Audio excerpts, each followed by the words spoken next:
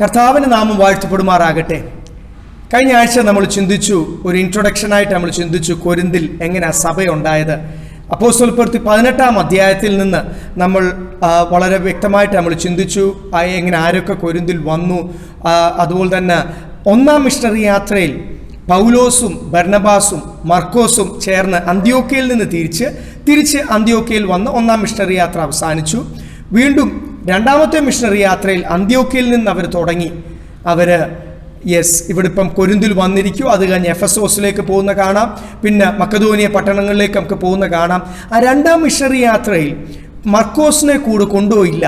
ബർണബാസിനെയോ മർക്കോസിനെയോ അതിനുവേണ്ടി ബർണബാസ് പൗലോസിനോട് ഒത്തിരി സംസാരിച്ചു മർക്കോസിനെ കൊണ്ടുപോകാൻ. അപ്പം പൗലോസ് പറഞ്ഞൊരു കാര്യമുണ്ട്, പംഫില്യയെ വെച്ച് കഷ്ടത, സുവിശേഷ വേലയിൽ കഷ്ടത വന്നപ്പോഴായിരിക്കും പംഫില്യയെ വെച്ച് പ്രവർത്തനത്തിൻ്റെ മധ്യയിൽ ഇട്ടിട്ട് പോയ മർക്കോസിനെ ഞാൻ കൊണ്ടുപോകത്തില്ല എന്ന് വ്യക്തമായിട്ട് പറയുകയും പകരം ശീലാസിനെ കൊണ്ടുപോകാൻ നമുക്ക് കാണാം. അവിടെയൊക്കെ നമുക്ക് പൗലോസിൻ്റെ ഒരു തീരുമാനം, പൗലോസിൻ്റെ ഒരു സമർപ്പണം, ആ സമർപ്പണത്തോടു കൂടി മനുഷ്യനെ സന്തോഷിപ്പിക്കാതെ കർത്താവിനെ മാത്രം സന്തോഷിപ്പിച്ചുകൊണ്ട് തൻ്റെ ശരീരത്തിൻ്റെ ക്ഷീണം പോലും വകവെക്കാതെ ഏത് കഷ്ടതയും കർത്താവിന് വേണ്ടി സഹിച്ചു. കഷ്ടതയുടെയൊക്കെ ലിസ്റ്റ്, താൻ കർത്താവിന് വേണ്ടി സഹിച്ചതിൻ്റെയൊക്കെ ലിസ്റ്റ് ഇടയ്ക്ക് ദൈവമക്കളെ ഒന്ന് ആശ്വസിപ്പിക്കുവാനും നമ്മളെ ഒന്ന് ഉറപ്പിക്കുവാനും ഒക്കെ താൻ പല ലേഖനങ്ങൾ പറയുന്നത് നമുക്കറിയാം. ഇതെല്ലാം ഈ വില കൊടുത്ത് താൻ നിൽക്കുന്നതും അങ്ങനെ വില കൊടുത്ത് ഈ ദേശത്ത് പ്രവർത്തിച്ചപ്പോഴാണ് ഉണ്ടായ സഭയാണ്. അപ്പോൾ 2-ാം മിഷണറി യാത്രയിൽ ഞാൻ പറഞ്ഞല്ലോ, അവർ കൊരിന്തിൽ വന്നപ്പോൾ ഏത് ഭവനമാണ്? സിനഗോഗിൻ്റെ തൊട്ടടുത്ത ഭവനം അതിനുവേണ്ടി തുറക്കപ്പെട്ടു. അതും ഒരു പ്രധാനിയുടെ ആയിരുന്നു, പള്ളിപ്രമാണിയുടെ ആയിരുന്നു.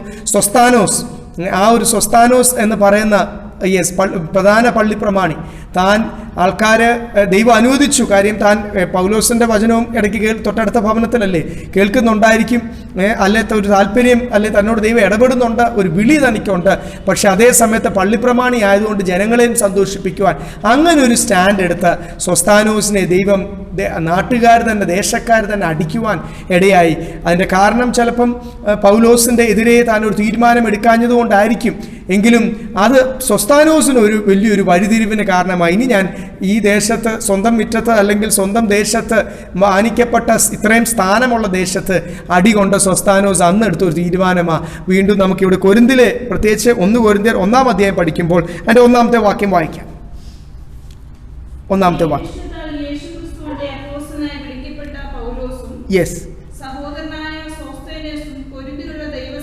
സ്തോത്രം. അപ്പോൾ ഇവിടെ എഴുതിയിരിക്കുന്നത് ഈ കൂട്ടു സഹോദരൻ ആരാ?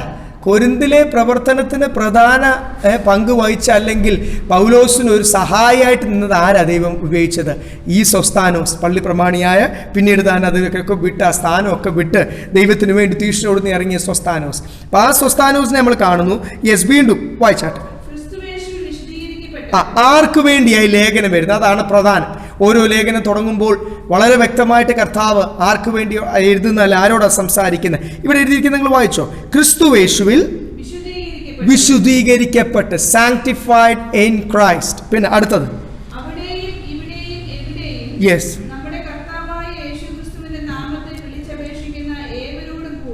സ്തോത്രം.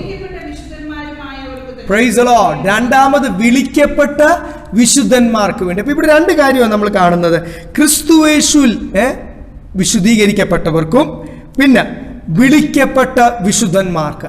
അത് വീണ്ടും ഒരു കാര്യം കൂടെ എഴുതിയിട്ടുണ്ട്, അവിടും ഇവിടും എവിടെയും. പലപ്പോഴും ആൾക്കാർ പറയുന്ന ഒരു കാര്യമാണ് കൊരിന്ത്യ ലേഖനം. ഈ ലേഖനങ്ങൾ പൊതുവെ അതുകൊണ്ടായിരിക്കും പലപ്പോഴും ബൈബിൾ ടീച്ചേഴ്സ് അല്ലെങ്കിൽ ദൈവദാസന്മാർ അല്ലെങ്കിൽ ബൈബിൾ കോളേജസ്, സെമിനാരിയിലൊക്കെ അത് വളരെ കുറച്ച് പഠിക്കുകയും MTH ഇനി ആ ഒരു ഫീൽഡിൽ എടുത്താൽ മാത്രം അല്പം ലേഖനങ്ങളൊക്കെ ഒന്ന് പഠിക്കാൻ അവസരം കിട്ടും. അതും അതിന് ആത്മീയ അർത്ഥം ഡീപ്പായിട്ട് ധ്യാനിക്കുവാൻ അതിനുള്ള അവസരം കൊടുക്കാതൊക്കെ ഇരിക്കുന്നതിൻ്റെ കാരണം വേറൊന്നുമല്ല, ലേഖനങ്ങൾ പഠിക്കുമ്പോഴാണ് നമ്മൾ അറിയുന്നത് സഭ എങ്ങനെ ആയിരിക്കണം, നമ്മൾ ഏതൊരു ശുശ്രൂഷയ്ക്ക് വേണ്ടിയാണ് നമ്മളെ വിളിച്ചത്. അപ്പോൾ അവിടെയൊക്കെ നമ്മൾ ആൾക്കാർക്ക് ഈ ലേഖനങ്ങൾ സ്വീകരിക്കുവാൻ പറ്റാതെ, ലേഖനത്തിൽ നിന്ന് പല കാര്യങ്ങൾ അവർ ജീവിതത്തിൽ മാറ്റം, ജീവിത ശൈലിക്ക്, ലൈഫ് സ്റ്റൈലിനൊരു മാറ്റം വരേണ്ടിയിരിക്കുമ്പോൾ അവർ പറയുന്ന ഒരു കാര്യമാണ്, ഇത് നമുക്ക് എഴുതിയതല്ല, ഇത് കൊരിന്തിലുള്ളവർക്ക് വേണ്ടി എഴുതിയതാണ്. അല്ലെങ്കിൽ റോമിലെ ലേഖനം, എബ്രായ ലേഖനം, കട്ടിയായ ലേഖനങ്ങളൊക്കെ ആൾക്കാർ പറയുന്ന പലപ്പോഴും കേട്ടിട്ടുണ്ട്. ഇത് നമുക്ക് എഴുതിയതല്ല, ഇത് അവർക്ക് എഴുതിയതാണ്. പക്ഷെ ഇവിടെ എന്തുവാ പരിശുദ്ധാത്മാവ് വ്യക്തമാക്കുന്നത്? ഇത് ആർക്ക് വേണ്ടി എഴുതിയതാ? ഇവിടെയും, യെസ്, പിന്നെ വായിച്ചാൽ അവിടെയും എവിടെയും. ഇവിടെ എന്ന് പറയുമ്പോൾ ഇത് അത് കഴിഞ്ഞിട്ട് ഞാൻ പറഞ്ഞല്ലോ, ഇവർ കൊരിന്ത് ദേശത്തിൽ നിന്ന് ഇവർ എഫെസോസിലേക്ക് യാത്ര ചെയ്തു. എഫെസോസിൽ വെച്ച ഈ 1-ാം ലേഖനം എഴുതുന്നത് നമ്മൾ കഴിഞ്ഞ ആഴ്ച നമ്മൾ ചിന്തിച്ചു. അപ്പോൾ ഇവിടെയും എന്ന് പറയുമ്പോൾ എഫെസോസിലുള്ളവർക്ക്, ദൈവമക്കൾക്ക്. അവിടെയും എന്ന് പറയുമ്പോൾ ആർക്കാണ് എഴുതുന്നത്? കൊരിന്തിലുള്ളവർക്ക്. പിന്നെ എവിടെയും എന്ന് പറയുമ്പോൾ എവ്രിവെയർ, അല്ലെ എനി പ്ലേസ് എന്നാണ് ഇംഗ്ലീഷ് ബൈബിൾ എഴുതിയേക്കുന്നത്. അപ്പം എല്ലായിടത്തും കേരളത്തിലുള്ള സഭയ്ക്കും ഭാരതത്തിലുള്ള സഭയ്ക്കും ഏത് രാജ്യക്കാർക്കും എഴുതുന്നതാണ് വളരെ വ്യക്തമായിട്ട് എഴുതിയിരിക്കുക.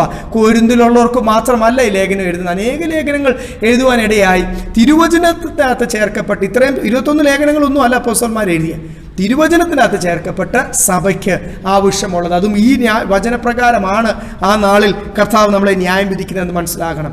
സ്തോത്രം. അപ്പം ഇവിടെ ഒരു കാര്യം നമ്മൾ കണ്ടു. വിശുദ്ധന്മാർ ആർക്ക് വേണ്ടി എഴുതുന്നത്? ഇന്ന സഭക്കാർക്ക് വേണ്ടിയെന്നോ, സ്നാനപ്പെട്ടവർക്ക് വേണ്ടിയെന്നോ, വേർപാടുകാർക്ക് വേണ്ടിയെന്നോ, പെന്തിക്കോസുകാർക്ക് വേണ്ടിയെന്നോ ഒന്നും അല്ല എഴുതിയിരിക്കുന്നത്. ഇവിടെ ആർക്ക് വേണ്ടി എഴുതിയിരിക്കുന്നു? ഇന്ന സഭ എന്നൊന്നും എഴുതിയിട്ടില്ല. നമുക്കല്ല ഡിനോമിനേഷനും ഓർഗനൈസേഷൻസും ഒക്കെ, അതിൻ്റെ വ്യത്യാസങ്ങളും ഒക്കെ.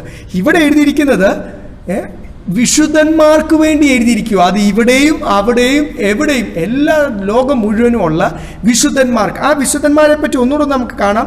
ക്രിസ്തുയേശുവിൽ വിശുദ്ധീകരിക്കപ്പെട്ട. രണ്ടാമത്, yes, call to be saints, അല്ലെ വിശുദ്ധനാകാൻ വിളിക്കപ്പെട്ടവർക്ക് വേണ്ടി. ഈ മക്കളെ, അതിനകത്തൊക്കെ എത്ര ആഴങ്ങളുണ്ട് ഇല്ലേ? വിശുദ്ധൻ ആകുവാൻ വിളിക്കപ്പെട്ടവർക്ക് വേണ്ടി. ഇന്ന സഭയിലാകുവാൻ വിളിക്കപ്പെട്ടവർക്ക് വേണ്ടി അല്ല. ഇതിൻ്റെ അകത്ത് എല്ലാം ഉണ്ട്. വേവാത്തതും സമ്മിശ്രജാതിയും മറച്ചിടാത്ത ദോഷയും പകുതി ബന്ധതും രൂപാന്തരപ്പെടാത്തതും അനേക രഹസ്യ പാപം കൊണ്ട് തുടരുന്നതും അവരുടെ കാര്യങ്ങൾ മാത്രം സാധിക്കാൻ വേണ്ടി ഊസിക്കുകയും പ്രാർത്ഥിക്കുകയും ചെയ്യുന്നതും അനേക ദ്രവ്യാഗ്രഹികൾ, ലോകമോഹികൾ, സ്തോത്രം, അങ്ങനെയുള്ള ദൈവദാസന്മാർ കാണും, ദൈവമക്കൾ കാണും. അതൊക്കെ ഇതിൻ്റെ അകത്തുണ്ട്. അവരോടല്ല കർത്താവിന് ഇടപെടാനുള്ളത്. Lord wants to deal with the sanctified. ദൈവം ഇടപെടുന്നത് വിശുദ്ധന്മാരോട്. കർത്താവിന് അവരോട് മാത്രമേ ഉള്ളൂ ബന്ധം. ആ ഒരു സത്യം മനസ്സിലാക്കുമ്പോൾ നമ്മൾ മനസ്സിലാക്കണേ, ഞാനാണേലും നിങ്ങളാണേലും ആരാന്നൊന്നും കർത്താവിനൊരു വിഷയമല്ല. കർത്താവിന് ബന്ധമുള്ളത് ടു ദ സാങ്ക്ടിഫൈഡ്, വിശുദ്ധന്മാരോട് മാത്രമേ കർത്താവിന് ബന്ധമുള്ളൂ. അതുകൊണ്ടാണ് വിശുദ്ധിയെ, നമ്മൾ പാടത്തിലെ വിശുദ്ധിയെ തികച്ചു നാം ഒരുങ്ങി നിൽക്കാം. വിശുദ്ധിയെ തികയ്ക്കുവാൻ, ടു ബി പെർഫെക്റ്റഡ്, അല്ലെങ്കിൽ ആ ഒരു പൂർണ്ണത പ്രാപിക്കുവാൻ. സ്തോത്രം. ഇവിടെ മാത്രമല്ല, പല ലേഖനങ്ങൾ തുടങ്ങുമ്പോൾ നമുക്ക് കാണുന്ന ഒരു കാര്യമാണ്. യൂദായുടെ ലേഖനം 1-ാം അധ്യായം അതിൻ്റെ 1-ാമത്തെ വാക്യം വായിക്കാം. യൂദായുടെ ലേഖനം 1-ാം അധ്യായം അതിൻ്റെ 1-ാമത്തെ വാക്യം. Jude chapter 1 verse 1. യെസ്, യൂദ ആർക്ക് വേണ്ടി എഴുതുന്ന? യെസ്, യെസ്, സ്തോത്രം. Praise the Lord. ഇവിടെ ഹല്ലേലൂയ, യേശുവിനാൽ, ദൈവത്താൽ, പിതാവിനാൽ സ്നേഹിക്കപ്പെട്ടവർ എഴുതിയിരിക്കുന്നത്. മൂലഭാഷയിൽ അവിടെ എഴുതിയിരിക്കുന്നു to those who are called, to those who are sanctified by God the Father and preserved in Jesus Christ. അപ്പോൾ അവിടെ ഒക്കെ വ്യക്തമാണ് to those who are called, വിളിക്കപ്പെട്ടവർക്ക് വേണ്ടി എഴുതുക. മൂലഭാഷയിൽ അത് കറക്റ്റ്, അത് POC ബൈബിളിനകത്തൊക്കെ അത് കറക്റ്റ് ചെയ്തിട്ടുണ്ടായിരിക്കും. അപ്പം മറ്റുള്ള ചില ട്രാൻസ്ലേഷൻ എറേഴ്സ് ഉണ്ടല്ലോ, നമ്മുടെ ട്രാൻസ്ലേഷൻ BSI വേർഷനിലും ഉണ്ട്. സ്തോത്രം. അപ്പോൾ ഇവിടെ എഴുതിയിരിക്കുന്നത് ആർക്ക് വേണ്ടി എഴുതിയിരിക്കുക? സ്നേഹിക്കപ്പെട്ടവർക്ക് വേണ്ടി എന്നല്ല. മൂലഭാഷയിൽ എഴുതിയിരിക്കുന്നത് എന്തുവാ? പിതാവിനാൽ വിശുദ്ധീകരിക്കപ്പെട്ടവർക്ക് വേണ്ടി എഴുതുന്നതാണ് ഈ ലേഖനം. യൂദ, ഇത് ക്രിസ്തുവിൻ്റെ സ്വന്തം സഹോദരനായ യൂദ. നമ്മൾ യൂദായുടെ ലേഖനം പഠിച്ചപ്പോൾ യൂദ ആരാന്നൊക്കെ നമ്മൾ ചിന്തിച്ചതാണ്. സ്തോത്രം. അല്ലല്ലേ? ഇപ്പം ക്രിസ്തുവിൻ്റെ സ്വന്തം സഹോദരനായ യൂദായും ലേഖനം എഴുതുമ്പോൾ പറയുന്നത് ആർക്ക് വേണ്ടിയാ? ഒന്ന്, യേശാൽ പിതാവിനാൽ വിശുദ്ധീകരിക്കപ്പെട്ടു. രണ്ടാമത്, സ്തോത്രം, ക്രിസ്തുയേശുവിനാൽ പ്രിസർവ്ഡ് ഇൻ ക്രൈസ്റ്റ്. സ്തോത്രം. ഹല്ലേലൂയ. നശിച്ചു പോകാതെ, അല്ലെങ്കിൽ ലോകസ്നേഹത്തിൽ, ലോകമോഹത്തിൽ വീണ് പോകാതെ, പ്രിസർവ്ഡ്, സൂക്ഷിക്കപ്പെട്ടിരിക്കുന്നവർക്ക് വേണ്ടി യെസ് ഹല്ലേലൂയ എഴുതുന്ന. ഇവിടെ ഒക്കെ നമ്മൾ കാണുന്നു യെസ്, വിശുദ്ധന്മാർക്ക് വേണ്ടി എഴുതുന്നു, വിശുദ്ധന്മാർക്ക് വേണ്ടി എഴുതുന്നു. ഒന്നുകൂടെ നമുക്ക് ഈ വാക്യം ഒന്ന് വായിക്കാം. യെസ്, 1ഉം 2ഉം. അവിടെ നമുക്കൊരു കാര്യം കണ്ടു. ഇത് ആർക്ക് വേണ്ടി എഴുതുന്നതെന്ന് കണ്ടു. ഇനി എഴുതുന്ന അല്ലെങ്കിൽ ശുശ്രൂഷ ചെയ്യുന്ന പൗലോസിനെ തന്നെ ഒന്ന് പരിചയപ്പെടുത്തുക. എൻ്റെ ഇഷ്ടത്താലല്ല ഞാൻ അപ്പോസ്തലനായത്, പക്ഷെ ആരുടെ ഇഷ്ടത്താലാ? ദൈവ ഇഷ്ടത്താൽ, by the will of God. ഈ ശുശ്രൂഷ ചെയ്യുവാൻ കാരണം എങ്ങനെയാണ്? ദൈവ ഇഷ്ടത്താലാണ്. തൻ്റെ വിളിയെപ്പറ്റി താൻ പറയുക, ദൈവ ഇഷ്ടത്താൽ ശുശ്രൂഷ ചെയ്യുവാൻ വിളിക്കപ്പെട്ട പൗലോസ്. സ്തോത്രം, ഹല്ലേലൂയ. ദൈവമക്കളെ, നിങ്ങളൊരു കാര്യം മനസ്സിലാക്കും. നമുക്ക് നമ്മുടെ കരിയറിനെ പറ്റിയും നമ്മുടെ ഫ്യൂച്ചറിനെ പറ്റി നമ്മളെക്കാൾ വലിയ ഡ്രീംസ് ഉണ്ടായിരുന്ന, സ്വപ്നം ഉണ്ടായിരുന്ന ആളാണ്, പദ്ധതികൾ ഇട്ട ആളാണ് ആര്? പൗലോസ്. സ്തോത്രം, ഹല്ലേലൂയ. പൗലോസ് ശുശ്രൂഷ ചെയ്യാൻ ആരംഭിച്ചപ്പോഴും പൗലോസ് വിചാരിച്ചത് ഞാൻ ദൈവത്തിന് വേണ്ടിയാണ് ചെയ്യുന്നതെന്ന്. പക്ഷേ ആ ശുശ്രൂഷയല്ല, സന്നദ്ധൻ കൗൺസിലിൻ്റെ അംഗം എന്നുള്ള ശുശ്രൂഷയല്ല ദൈവത്തെ, പൗലോസിനെ പറ്റി. നമ്മളൊക്കെ ഒരു സ്ഥാനത്തിൻ്റെ ശുശ്രൂഷയാണ് നമ്മൾ ആഗ്രഹിക്കുന്നത്. പക്ഷെ നമ്മുടെ വിളി, തെരഞ്ഞെടുപ്പ് ഒന്ന് ഉറപ്പ് അധികം സ്ഥിരമാക്കുവാന്ന് തിരുവചനം പറയുമ്പോൾ ഇവിടെ എഴുതിയിരിക്കുന്നു ദൈവത്തിൻ്റെ ഇഷ്ടത്താൽ.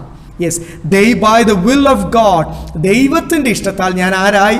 ഞാൻ ദൈവദാസനായി എന്ന് താൻ വ്യക്തമാക്കും. സ്തോത്രം. ഒരു മനുഷ്യനെ സന്തോഷിപ്പിക്കുവാനല്ല, അതൊക്കെ നമ്മൾ കഴിഞ്ഞ ആഴ്ച നമ്മൾ ചിന്തിച്ചു. സ്തോത്രം, അല്ല, ദൈവത്തിൻ്റെ ഇഷ്ടത്താൽ. അപ്പം ദൈവത്തിൻ്റെ ഇഷ്ടത്താൽ ദൈവത്തെ സേവിക്കുവാൻ ഇറങ്ങുന്ന, ടു സെർവ് ദ ലോർഡ്, ദൈവത്തെ സേവിക്കുവാൻ ഇറങ്ങുന്ന ഒരാൾ എങ്ങനെയാണ് ദൈവത്തെ സേവിക്കേണ്ടത്? നമുക്ക് പലപ്പോഴും ഈ ശുശ്രൂഷയുടെ കാര്യം എല്ലാവരും ശുശ്രൂഷ ഏൽപ്പിച്ചിട്ടുണ്ട്. അതിന് ശുശ്രൂഷകൾക്ക് വ്യത്യാസമുണ്ട് വിളി അനുസരിച്ച് എന്ന് മാത്രമേ ഉള്ളൂ. സങ്കീർത്തനം 2-ാം അധ്യായം, അതിൻ്റെ 2-ാം സങ്കീർത്തനം, അതിൻ്റെ 11-ാമത്തെ വാക്യം. Psalms 2:11. യെസ്, സ്തോത്രം. യഹോവയെ സേവിക്കേണ്ടത്, അല്ലെങ്കിൽ ദൈവത്തെ സേവിക്കേണ്ടത് എങ്ങനെയാ? ഭയത്തോടെ ദൈവത്തെ സേവിക്കേണ്ടത്. ഇച്ചിരി സീരിയസ് ആയിട്ടുള്ള കാര്യമാണ്. ദൈവത്തെ സേവിക്കുവാൻ വിളിക്കപ്പെട്ടതായ പൗലോസ് എന്ന് നമ്മൾ അവിടെ കണ്ടു. ഇവിടെ നമ്മൾ കാണുന്നു, തിരുവചനത്തിനകത്ത് എഴുതിയിരിക്കുന്നത് എങ്ങനെയാണ് ദൈവത്തെ സേവിക്കേണ്ടത്?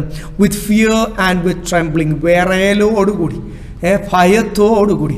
ദൈവമക്കളെ, ഇത് ഹല്ലേലൂയ, നമ്മൾ എന്തെങ്കിലുമൊക്കെ പ്ലാൻ ചെയ്തിട്ട് നമുക്ക് ഇഷ്ടമുള്ള കാര്യം ചെയ്യാനല്ല, ആൾക്കാരുടെ മുമ്പിൽ മാനിക്കപ്പെടുവാനല്ല. Serve the Lord with fear.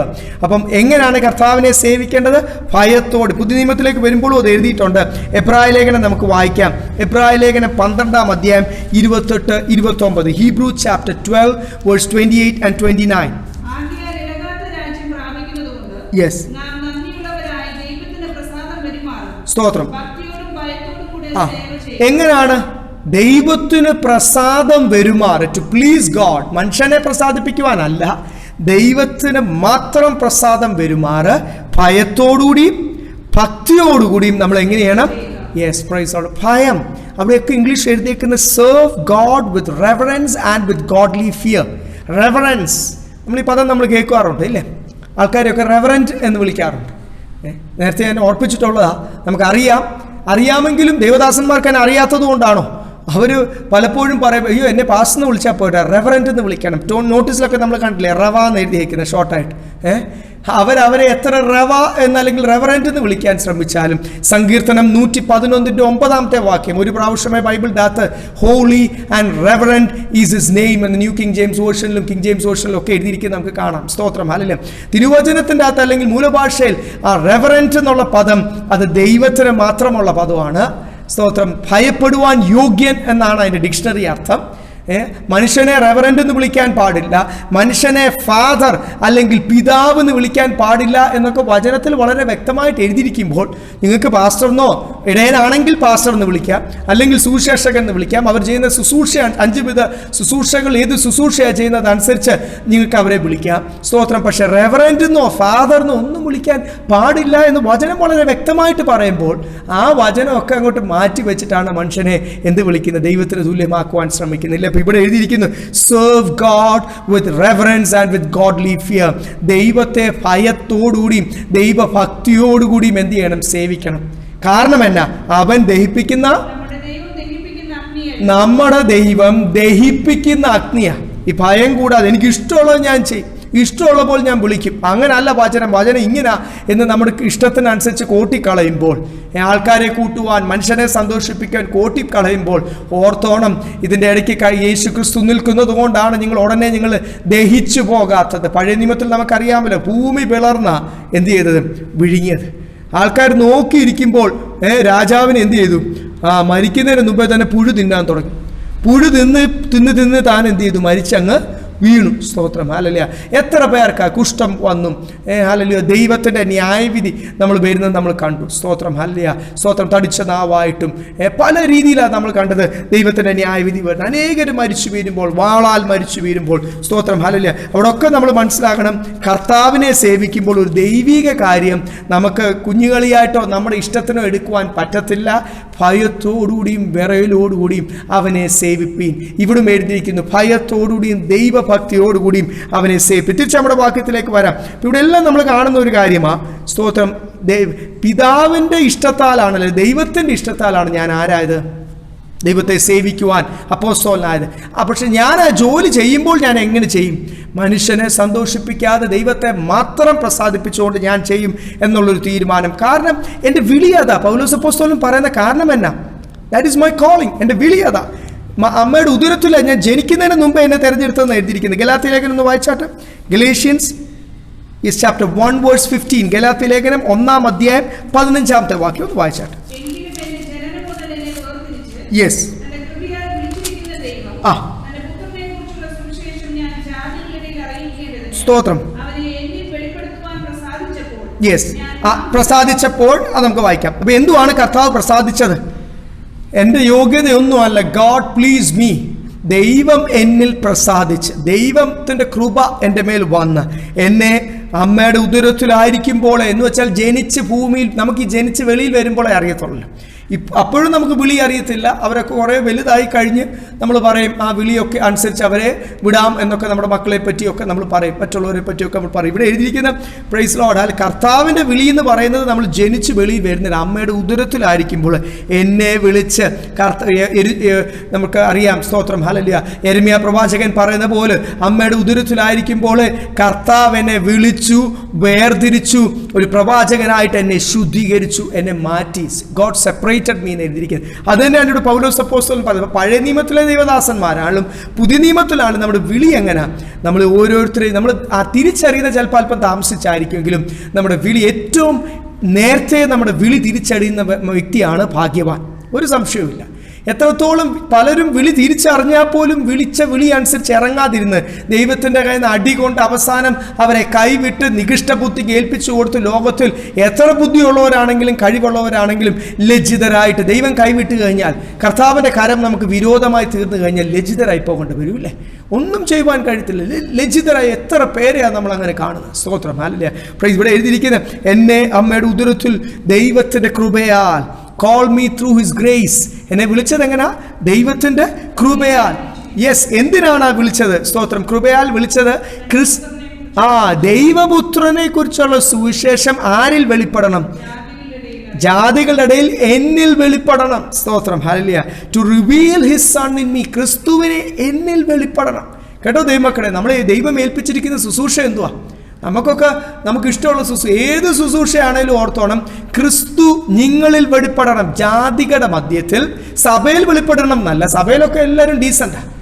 പ്രാർത്ഥന പണിയോ ഇരുന്നങ്ങ് ഭയങ്കര നല്ല വാഗ്മികളായിട്ട് പ്രാർത്ഥിക്കും, സാക്ഷ്യം പറയും, ഭയങ്കര തകർപ്പാണ്. സ്തോത്രം, പ്രസംഗത്തിലൊക്കെ. പക്ഷേ ഹല്ലേലൂയ, ഇവിടെ എഴുതിയിരിക്കുന്ന ജാതികളുടെ മധ്യത്തിൽ ലോകത്തോട് നിന്റെ ബന്ധം എങ്ങനെയാണ്? അയൽവക്കക്കാരുമായിട്ട് നിന്റെ ബന്ധം എങ്ങനെയാണ്? നിന്റെ റിലേറ്റീവ്സ് അല്ലെങ്കിൽ കുടുംബക്കാരുമായിട്ട് നിന്റെ ബന്ധം എങ്ങനെയാണ്? ജാതികളുടെ മധ്യത്തിൽ ക്രിസ്തുവിനെ എന്നിൽ വെളിപ്പെടുന്നതിന് വേണ്ടിയാണ് കർത്താവ് എന്നെ ശുശ്രൂഷ ഏൽപ്പിച്ചിരിക്കുന്നത്.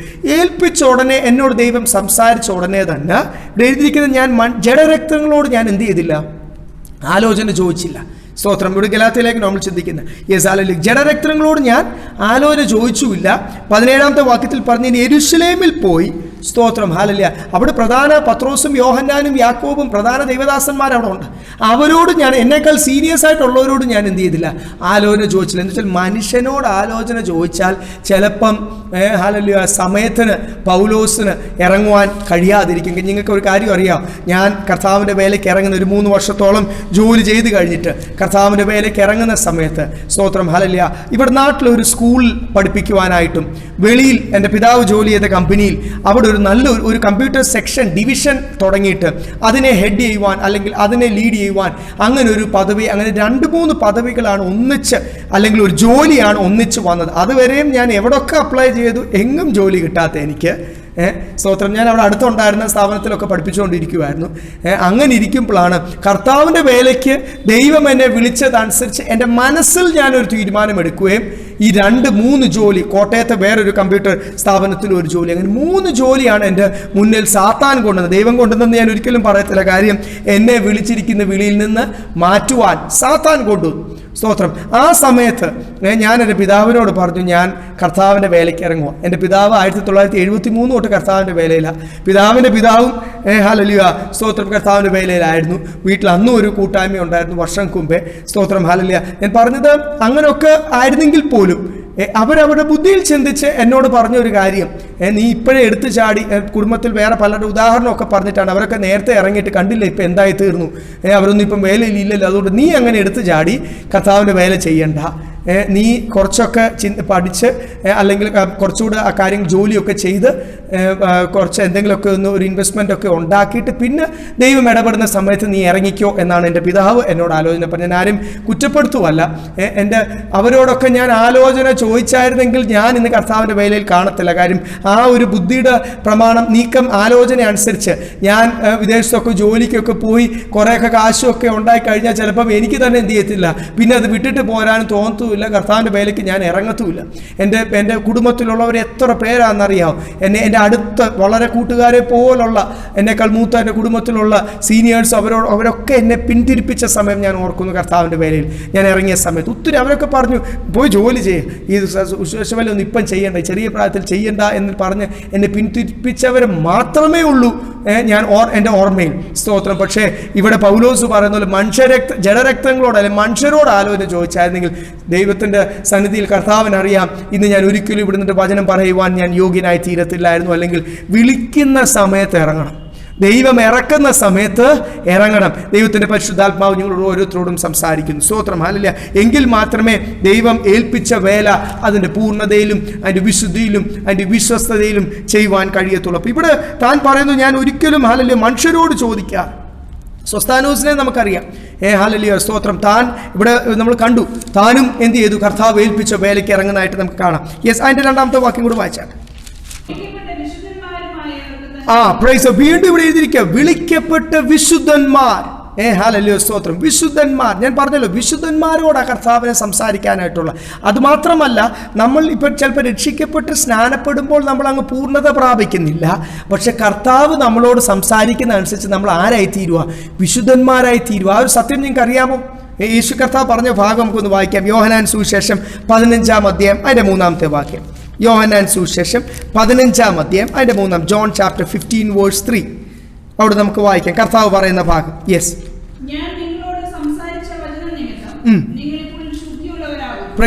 യേശു കർത്താവാ പറയുന്ന ജനത്തോട് പറയുക, ഞാൻ ഇപ്പോൾ നിങ്ങളോട് സംസാരിച്ച ഈ വചനം നിമിത്തം നിങ്ങൾ ആരായിത്തീരുന്നു? You are being cleansed. നിങ്ങൾ വിശുദ്ധന്മാർ. അപ്പം വിശുദ്ധനാകുന്നത് എങ്ങനെയാ? കുറച്ച് സർഫും കുറച്ച് സോപ്പും കുറച്ച് ബ്ലീച്ചിങ് പൗഡറും ഒക്കെ ഇട്ടല്ല വിശുദ്ധനാകുന്നത്. അല്ല, ലോകത്തിൻ്റെ ഒരു കർമ്മമാർഗത്തിലും അല്ല വിശുദ്ധനാകുന്നത്. വിശുദ്ധനാകുന്നത് എങ്ങനെയാണെന്ന് ഇവിടെ ഈ വചനത്തിൽ യേശു കർത്താവ് പറയുന്നില്ലേ? യേശു നമ്മളോട് സംസാരിക്കുന്ന ഈ വചനം നിമിത്തം നിങ്ങൾ ആരായിത്തീരുന്നു? വിശുദ്ധരായിത്തീരുന്നു. ദൈവത്തിൻ്റെ ജനമേ, വചനം നമ്മൾ കേൾക്കുമ്പോഴാണ് നമ്മൾ എന്ത് പ്രാപിക്കുന്നത്? വിശുദ്ധീകരണം പ്രാപിക്കുന്നത്, തീരുമാനമെടുക്കുന്നത്. ദൈവത്തിൻ്റെ വീണ്ടും 17-ാം അധ്യായത്തിലും നമുക്കറിയാം. 17-ാം അധ്യായം ആദ്യം അതിൻ്റെ 19-ാമത്തെ വാക്യം, ജോൺ ചാപ്റ്റർ 17 വേഴ്സ് 19. 19-ാമത്തെ വാക്യം വായിച്ചാൽ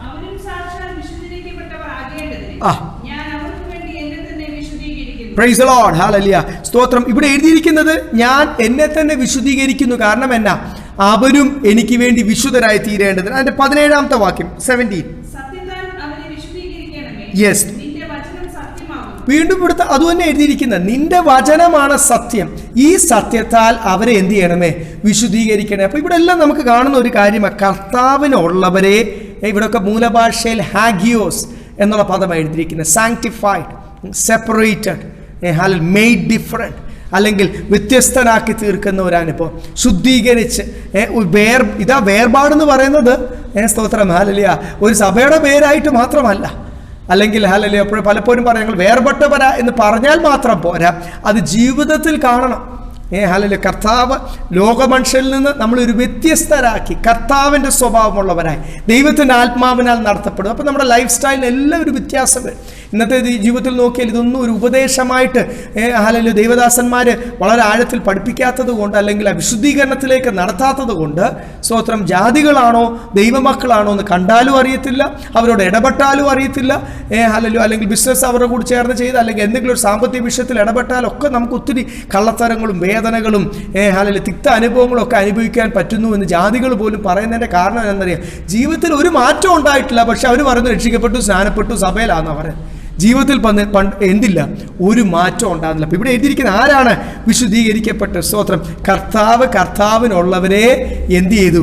വിശുദ്ധീകരിച്ച് മാറ്റിയെന്നാണ് നമ്മളിവിടെ കാണുന്നത്. സ്തോത്രം, ഹല്ലേലൂയ. എഫേസ്യ ലേഖനത്തിലൊക്കെ നമ്മൾ കാണുന്നു വചനത്താൽ സ്തോത്രം, ഹല്ലേലൂയ, സ്തോത്രം, കഴുകി ശുദ്ധീകരിച്ചു. വീണ്ടും നമുക്കൊരു വാക്യം വായിക്കാം. 1 തെസ്സലോനിക്കർ 4-ാം അധ്യായം അതിൻ്റെ 7-ാമത്തെ വാക്യം. 1 Thessalonians chapter 4 verse 7. Yes, price the Lord. ദൈവം നമ്മൾ എന്തിനാണ് വിളിച്ചിരിക്കുന്നത്? അശുദ്ധിക്കല്ല, വിശുദ്ധീകരണത്തിനാണ് ദൈവം നമ്മളെ വിളിച്ചിരിക്കുന്നതെന്ന് വ്യക്തമായിട്ട്. God has called us for holiness, not for unholiness. സ്തോത്രം, അല്ല. അപ്പോൾ ദൈവം നമ്മളെ വിളിച്ച്, അപ്പോൾ അനേകർ പറയും ദൈവം അനുഗ്രഹിക്കാനാണ് വിളിച്ചത്. അങ്ങനെയൊന്നും വചനത്തിൽ എഴുതിയിട്ടില്ല. ദൈവം വിളിച്ചത് കുറച്ച് ഭൗമികം തരാനാണ് വിളിച്ചത്, വലിയ സ്ഥാനം തരാനാണ് വിളിച്ചത്, ഉന്നതികൾ. ക്രിസ്തു അതിനല്ലല്ലോ വന്നത്. ക്രിസ്തു ഉന്നതികൾ വെടിഞ്ഞല്ലേ ഹല്ലേലൂയ താന്ന് നമ്മുടെ അടുത്ത് വന്നത്. അപ്പോൾ ശുശ്രൂഷ എന്തുവാന്ന് മനസ്സിലാക്കണ്ടേ ആദ്യം. സ്തോത്രം, ഹല്ലേലൂയ, പ്രൈസ് ലോർഡ്. അപ്പം വളരെ വ്യക്തമായിട്ട് നമ്മൾ മനസ്സിലാക്കേണ്ട ഒരു കാര്യമാണ്. അപ്പോസ്തലന്മാർ നമുക്കറിയത്തില്ലേ അവരുടെ ജീവിതം, അല്ലെങ്കിൽ അവരുടെ ജീവിതം എങ്ങനെയായിരുന്നു? ഉള്ളതോട് ലാഭമായത് ഉള്ളതോട് ഛേദമെന്ന് വെച്ചു.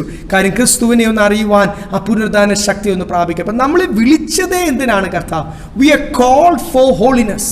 നമ്മളെ വിളിച്ചതേ വിശുദ്ധീകരണത്തിനാണ് എത്തിക്കുന്നത്. അതുകൊണ്ട് അവസാനം കർത്താവ് ഒരു വാർണിംഗ് കൊടുത്തുകൊണ്ട്, വെളിപ്പാട് പുസ്തകം ബൈബിളിലെ ലാസ്റ്റ് വാക്യങ്ങളിൽ നമ്മൾ നോക്കുമ്പോൾ, വെളിപ്പാട് പുസ്തകം 22-ാം അധ്യായം അതിൻ്റെ ലാസ്റ്റ് വാക്യങ്ങളിൽ 11-ാമത്തെ വാക്യം നമ്മൾ വായിക്കുമ്പോൾ,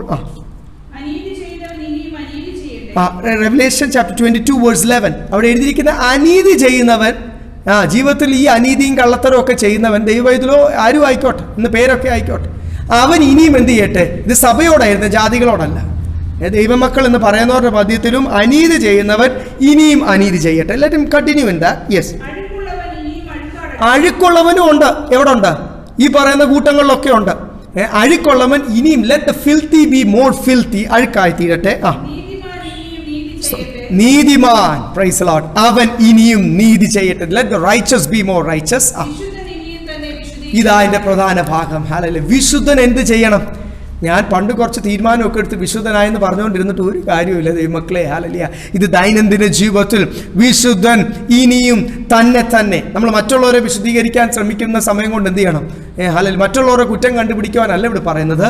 അത് ഉപദേശിമാരല്ല, അതിന് വിളിക്കപ്പെട്ടവർ, ശുശ്രൂഷ ചെയ്യുവാൻ വിളിക്കപ്പെട്ടവർ, അവർ ഉപദേശിച്ചോളും. സ്തോത്രം, ഹല്ലേലൂയ, പ്രൈസ് ലോർഡ്. ഇവിടെ അവർ ഹല്ലേലൂയ ആ ദൈവം ഏൽപ്പിക്കുന്ന ശുശ്രൂഷയാണല്ലോ. ഇവിടെ എഴുതിയിരിക്കുന്ന വിശുദ്ധൻ നമ്മൾ ഓരോരുത്തരും ഇനി തന്നെ നമ്മളെ തന്നെ എന്ത് ചെയ്യണേ? വിശുദ്ധീകരിക്കട്ടെ. സ്തോത്രം. എന്നിട്ട് കർത്താവ് ഓർപ്പിക്കുക, ഇതാ ഞാൻ വേഗം വരുന്നു. താഴോട്ട് അതിൻ്റെ യെസാലല്ല. അപ്പം നമ്മൾ വിശുദ്ധീകരണം പ്രാപിക്കേണ്ട ഒരു വലിയൊരു ആവശ്യമാണ് എന്ന് നമ്മൾ മനസ്സിലാക്കണം. ഈ മരുഭൂമി യാത്രയിൽ നമ്മൾ യാത്ര ചെയ്യുമ്പോൾ, സ്തോത്രം, ഹല്ലേലൂയ, പ്രൈസ് ലോർഡ്, തിരുവചനത്തിൽ പറയുന്നില്ല, ഒരുവൻ കണ്ണാടി നോക്കിയിട്ട് ആ മുഖത്ത് അഴുക്കുണ്ട് എന്ന് മനസ്സിലാക്കിയിട്ട് അത് അഴുക്ക് അവിടെ ഇരുന്നോട്ട് എന്ന് പറഞ്ഞിട്ട് പോകുന്ന പോലെ ആയി പോകുക. അല്ലെങ്കിൽ ഈ ദിവസങ്ങൾ ദൈവം ഇടപെടുന്ന വിഷയങ്ങൾ, ഏതൊക്കെ വിഷയങ്ങൾ തീരുമാനമെടുക്കും പറയുമ്പോൾ, സ്തോത്രം, ഒരു കണ്ണാടിയിൽ നോക്കുന്ന പോലെ നമ്മൾ ദൈവവചനവുമായിട്ട് നോക്കുമ്പോൾ യേശുവുമായിട്ട് നമ്മുടെ ജീവിതം കമ്പയർ ചെയ്യണം. Yes, hallelujah. നമ്മുടെ ജീവിതം ദൈവത്തിന്റെ വചനവുമായിട്ട് കമ്പയർ ചെയ്യണം. എവിടൊക്കെ മാറ്റം വരേണ്ട ആവശ്യമുണ്ടോ? വിശുദ്ധൻ ഇനിയും തന്നെ വിശുദ്ധീകരിക്കണം. 3-ാമത്തെ വാക്യം വായിച്ചാൽ. യെസ്,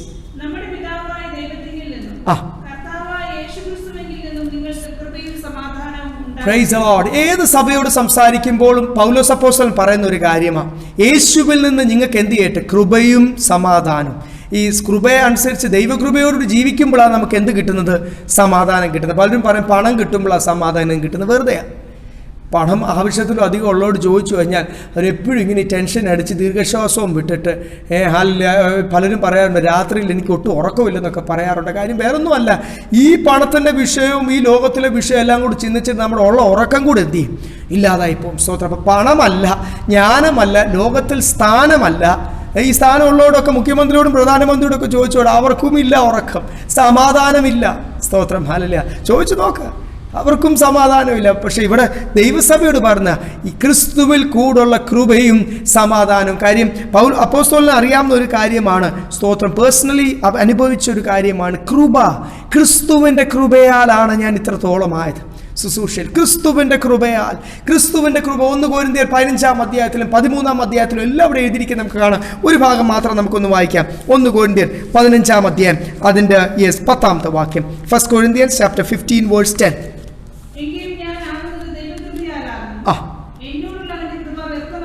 സ്തോത്രം. യെസ്, ഞാനല്ല അതിൻ്റെ കാരണം, എന്നോടുകൂടിയുള്ളവർ എന്ന് പറയുമ്പോൾ പത്രോസ് ആദ്യത്തെ സഭ സ്ഥാപിച്ച ക്രിസ്തുവിനാൽ അപ്പോയിന്റഡ് ആദ്യത്തെ പാസ്റ്റർ, ആദ്യമായിട്ട് സ്നാനം നടത്തി, അതും ഒറ്റ സ്നാനത്തിന് 3000 പേരെ സ്നാനപ്പെടുത്തിയ. ഹല്ലേലൂയ. ഒത്തിരി കാര്യങ്ങൾ പത്രോസിന് പറയാനുണ്ട്. ആദ്യത്തെ അപ്പോസ്തലൻ, സീനിയർ ആയിട്ടുള്ള വ്യക്തി, കൂടെ ഒന്നിച്ച് പ്രവർത്തിച്ച ഹല്ലേലൂയ കർത്താവിൻ്റെ സഹോദരനായ യോഹന്നാനുണ്ട്. ഇവിടെ നമുക്ക് യൂദായുണ്ട്. സ്തോത്രം. യാക്കോബുണ്ട്. അപ്പോൾ യെരുശലേമിലെ അപ്പോസ്തലന്മാരെ ഓരോരുത്തരും നമുക്കറിയാം. സ്തോത്രം. സീനിയറായ അപ്പോസ്തലന്മാർ അവിടെ ഒക്കെ ഉണ്ട്. ഫിലിപ്പുണ്ട്. സ്തോത്രം. ഹല്ലേലൂയ. Praise God. അപ്പോൾ ആ അപ്പോസ്തലന്മാർ അവരെക്കാളെല്ലാം കൂടുതൽ അധ്വാനിക്കാൻ, കാരണം അവരൊക്കെ യെരുശലേമിലും അടുത്തുള്ള സ്ഥലങ്ങളിൽ മാത്രം ശുശ്രൂഷിച്ചിരിക്കുമ്പോൾ, സ്തോത്രം, ഹല്ലേലൂയ, പൗലോസ് ശുശ്രൂഷിച്ചത് എവിടെയൊക്കെയാ? താൻ 3 ഭൂഖണ്ഡത്തിലല്ലേ? യെരുശലേം തൊട്ട് ഇലൂരിയ ദേശം, ഏഷ്യയുടെ പല ഭാഗങ്ങൾ, യൂറോപ്പിൻ്റെ ഒത്തിരി ഭാഗങ്ങൾ, സ്തോത്രം, ഇലൂരിയ ദേശം നമുക്കറിയാം. ഹല്ലേലൂയ. സ്തോത്രം. റഷ്യയുടെയും ആഫ്രിക്കയുടെയും ഒക്കെ ഭാഗങ്ങൾ താൻ, സ്തോത്രം, ഹല്ലേലൂയ, പല ഭാഗങ്ങൾ, പല ഭൂഖണ്ഡത്തിൽ താൻ പ്രവർത്തിച്ച് നമുക്കറിയാം. Price the Lord. ഹല്ലേലൂയ. ഇത്രയും രാജ്യങ്ങളിൽ ഗ്രാമം തോറും, പൗലോസ് വ്യക്തമായിട്ട് പറയുന്ന പോലെ, ഗ്രാമം തോറും ഭവനം തോറും കയറിയിറങ്ങി സിനഗോഗ് തോറും ക്രിസ്തുവാണ്, പ്രൈസ് ലോർഡ്, ദൈവം, ക്രിസ്തു മാത്രമാണ് രക്ഷകൻ, ക്രിസ്തുവിൽ കൂടെ രക്ഷ കിട്ടത്തുള്ളൂ, ഈ ഒരു വഴിയേ ഉള്ളൂ സ്വർഗത്തിൽ പോകാൻ എന്ന് ഇത്രയും സ്ഥലത്ത് പ്രസംഗിക്കുവാനും, അതും ജ്ഞാനികളുടെ ഇടയ്ക്കും സാധാരണക്കാരുടെ, കൂടാരപ്പണി എന്നവരുടെ കൂടെ ലേബർ ജോലി അല്ലെങ്കിൽ കൂലി വേല ചെയ്തുകൊണ്ട്, സാധാരണ ജോലി ചെയ്തുകൊണ്ട് താൻ അവരുടെ മധ്യത്തിലും പ്രവർത്തിച്ച് നമുക്ക് കാണാം. ഗ്രീക്കിലും അഥേനിയയിലും ഒക്കെ ചെന്ന് താൻ വളരെ ജ്ഞാനികളുടെ ഇടയ്ക്ക് താൻ ജ്ഞാനത്തിൽ ശുശ്രൂഷ നമുക്ക് കാണാം. സ്തോത്രം. എല്ലാ ആൾക്കാരുടെ ഇടയ്ക്ക്, എല്ലാ ജാതികളുടെ ഇടയ്ക്കും താൻ ക്രിസ്തുവിനെ പ്രസംഗിക്കുവാനും അപ്പോസ്തലപ്രവൃത്തി പഠിക്കുമ്പോൾ ഇവിടെയൊക്കെ സഭകൾ താൻ നിമിത്തമുണ്ടാകുവാനും, അതുകൊണ്ടാണ് താനിവിടെ യെസാലിൽ 1 കൊരിന്ത്യർ 15-ാം അധ്യായത്തിൽ 10-ാമത്തെ വാക്യത്തിൽ ഇത്രയും കൂടുതൽ കർത്താവിന് by the grace I have labored more than them all എന്ന് എഴുതിയിരിക്കുന്നത്. ഹല്ലേലൂയ.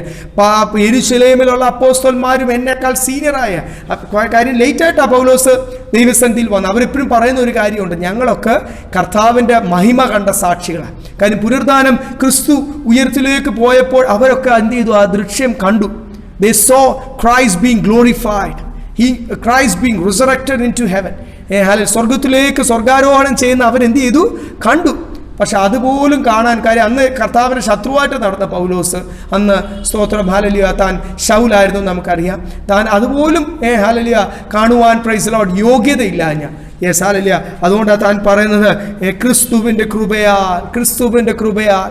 അന്നൊക്കെ ദൈവത്തിൻ്റെ ശത്രുവായിട്ട് നിന്ന പൗലോസ് ആണ് നമ്മൾ കാണുന്നത്. അന്നൊക്കെ ഹല്ലേലൂയ ശത്രുവായിട്ട് തീർന്ന് താനും അന്ന് വലിയ എരിവോട് കർത്താവിന് വേണ്ടി പ്രവർത്തിക്കുന്നു എന്ന് തോന്നുമ്പോൾ കർത്താവ് തന്നോട് ചോദിച്ച ചോദ്യം, എന്നെ ഉപദ്രവിക്കുന്നത് എന്ത്? സ്തോത്രം. ഹല്ലേലൂയ. അപ്പോൾ തൻ്റെ എരിവിൽ താൻ പല കാര്യങ്ങൾ ചെയ്യാൻ പോകുന്നത്. അതുകൊണ്ടാണ് താൻ വളരെ വ്യക്തമായിട്ട് പറയുന്നത്, എൻ്റെ ഇഷ്ടത്താൽ അല്ല, ക്രിസ്തുവിൻ്റെ ഇഷ്ടത്താൽ.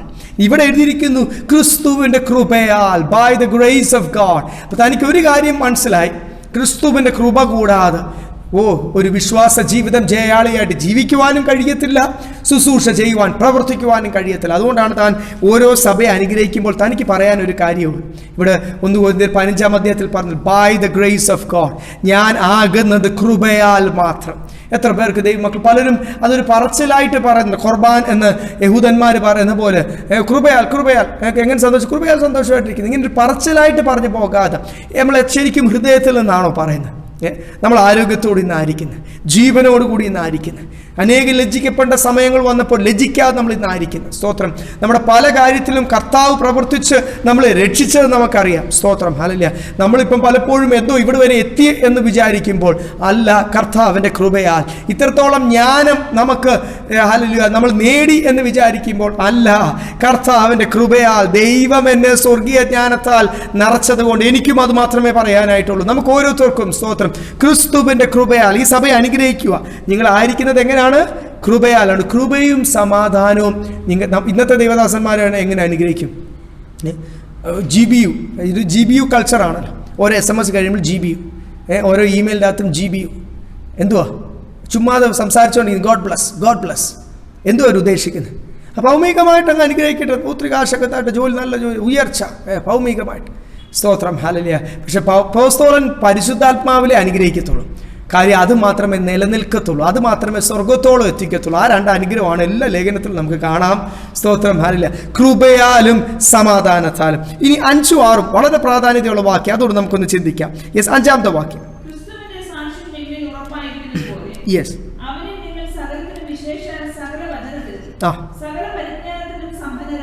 സ്തോത്രം. ഹല്ലേലൂയ. അപ്പോൾ ഇവിടെ എഴുതിയിരിക്കുന്നത് ക്രിസ്തുവിൻ്റെ സാക്ഷ്യം നിങ്ങളിൽ ഉറപ്പായിരിക്കുന്നത് പോലെ, as a testimony of Christ is confirmed in you. ഇവിടെ എഴുതിയിരിക്കുന്നത് ക്രിസ്തുവിൻ്റെ സാക്ഷ്യം നിങ്ങളിൽ ഉറപ്പായിരിക്കുന്ന പോലെ. അപ്പം ക്രിസ്തുവിൻ്റെ ജീവിതം ആരിലായിത്തീരണം? Should be confirmed in us. അതായിരിക്കണം നമ്മളിൽ സ്ഥിരമായി തീരേണ്ടത്. നമ്മുടെ സ്വഭാവം അങ്ങ് മാറിയിട്ട്, നമ്മുടെ സാക്ഷ്യം അങ്ങ് മാറിയിട്ട്. നമ്മൾ പലപ്പോഴും പറയാറില്ല, പഴയ സാക്ഷ്യവും ഒരു പുതിയ സാക്ഷ്യം, പഴയ അനുഭവം, ജീവിത രീതി ക്രിസ്തുവിൽ വന്നത് നിമിത്തം, യേശു എൻ്റെ ഉള്ളത്തിൽ വന്നതാലേ. Praise Lord. എൻ്റെ ഹിന്ദിയൊക്കെ അറിയത്തില്ലേ? ജബ്സെ പ്യാരാ ഈശുവായ. Praise Lord. മേരാ ജീവൻ ബദൽ ഗയാ. യേശു എൻ്റെ ഉള്ളത്തിൽ വന്നപ്പോൾ എന്ത് സംഭവിച്ചു? എന്തു മാറ്റം വന്നു എന്നിൽ, അല്ലേ? സ്തോത്രം. ഹല്ലേലൂയ. പ്രൈസ്. അപ്പോൾ ക്രിസ്തു ഒരാളുടെ ജീവിതത്തിൽ വരുമ്പോൾ ക്രിസ്തുവിൻ്റെ സാക്ഷ്യം നിങ്ങളുടെ ജീവിതത്തിൽ ഉറപ്പായതുപോലെ നിങ്ങൾ സകലത്തിലും മാറ്റം വരണം. സകലത്തിലും, ചില ഏരിയയിലല്ല. യെസ്, വായിച്ചേ ഇവിടെ, തുറന്ന് വായിച്ച് 5-6. യെസ്.